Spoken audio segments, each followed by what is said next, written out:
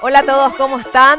Hoy te mostramos qué color usar para tu pelo en este verano. El Plus de la tarde arranca así. Plus de la tarde es presentado por Farmacia y Perfumería Catedral, porque amamos cuidarte. Cooperativa 8 de marzo Limitada, Solvencia y Bienestar, Dismar, Salud y Cultura.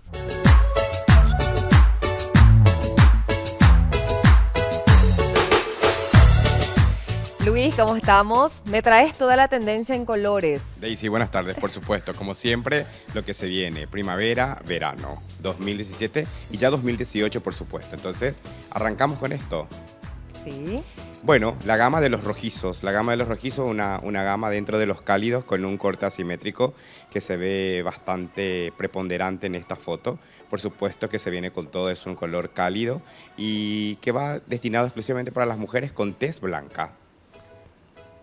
Pasamos al siguiente.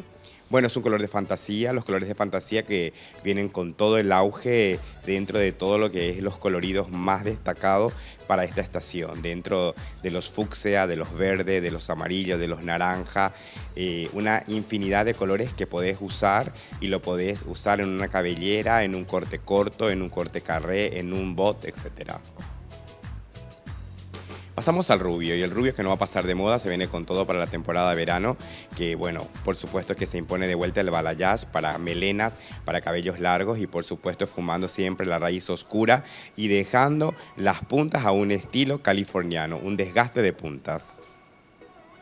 Y por supuesto, no queda que repetir y decir que hay dos tendencias dentro de esta foto que vemos. Un tono muy natural con puntas desgastadas en fantasía. No hay nada que no se puedan atrever. Son 4 opciones. ¿Con cuál te quedas? Plus de la tarde fue presentado por Farmacia y Perfumería Catedral, porque amamos cuidarte. Cooperativa 8 de marzo Limitada, Solvencia y Bienestar, Dismar, Salud y Cultura.